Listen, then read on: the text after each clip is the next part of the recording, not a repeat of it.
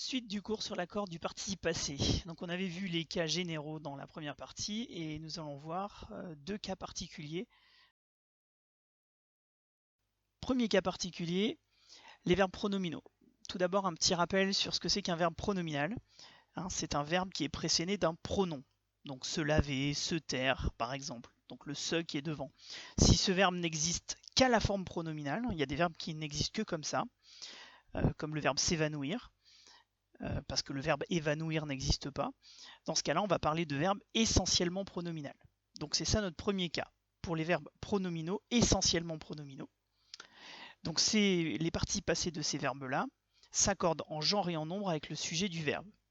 Dans l'exemple que je vous ai donné, elles se sont évanouies. Donc s'évanouir, c'est bien un verbe essentiellement pronominal, on a dit. Et donc on cherche le sujet. Qui est-ce qui s'est évanoui? C'est elle.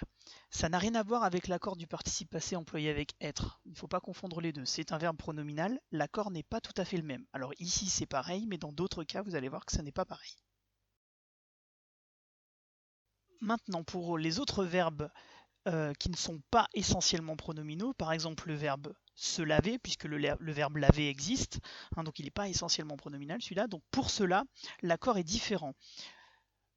Le participe passé va s'accorder en genre et en nombre avec le COD du verbe s'il est placé avant le verbe. Donc si on prend l'exemple, elles se sont lavées, on pose la question qui ou quoi après le verbe, elles ont lavé qui, se, donc elles-mêmes. Donc ici, le participe passé s'accorde puisque le COD, le se, est placé avant. Mais si vous prenez le deuxième exemple, il faut faire attention, parce que ce se n'est pas toujours le COD. Elles se sont lavé les mains. Elles ont lavé quoi? Les mains. Le COD, c'est les mains.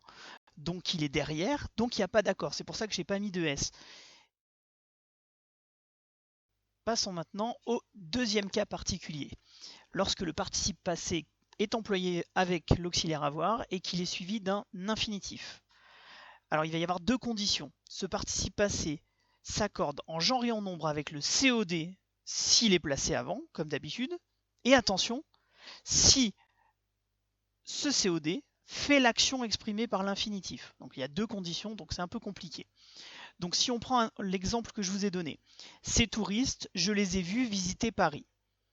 Donc on a bien l'auxiliaire avoir et vu, et on a un infinitif derrière, visiter. Donc on cherche le COD, j'ai vu qui, les, et ce les remplace les touristes. Donc là, il faut vérifier si ce les fait l'action de l'infinitif.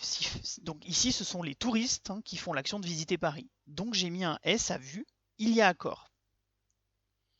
Si par contre, je prends l'exemple numéro 2, ils ont vu les touristes visiter Paris.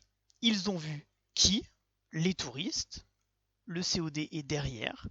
Et s'il était devant et qu'il ne faisait pas l'action de l'infinitif, il ne s'accorderait pas non plus. Donc ici, pas de S. Et pour terminer, toujours avec le participe passé employé avec l'auxiliaire avoir suivi de l'infinitif. Lorsque certains participes passés sont suivis d'un infinitif, il n'y a jamais d'accord. Si on prend le participe passé fait, laissé, affirmé, cru, dit, dû, espéré, pensé, permis, pu, su, voulu, donc tous ceux de cette liste, lorsqu'ils sont suivis d'un infinitif, ne s'accordent jamais, quelles que soient les circonstances. Donc dans mon exemple, as-tu produit tous les efforts que tu aurais pu fournir? On a un infinitif, fournir, derrière cet auxiliaire, avoir, suivi du participe pu, comme il fait partie de la liste. Il ne s'accorde pas, quelles que soient les conditions. Donc maintenant, pour voir si vous avez bien compris, je vous invite à reprendre la fiche OG15, sur laquelle vous avez déjà fait les exercices de la partie 1. Vous faites les exercices 5 et 6. Je vais mettre le corrigé de ces exercices dans la publication que je vais faire là. Donc ça, c'est le premier travail que je vous donne. Et deuxième travail, je vous ai mis une dictée fautive. À l'intérieur de cette dictée, il y a 20 fautes. Et je vous ai mis un autre document à me renvoyer. Vous devez relire cette dictée, trouver les 20 fautes, m'écrire votre correction et me dire pourquoi vous corrigeriez ainsi. Et tout ça, il faut me le renvoyer soit par l'ENT, si vous arrivez à y accéder, ou à mon adresse mail, celle que j'ai mise donc sur cette diapo. Et le prochain cours, ce sera pour lundi prochain.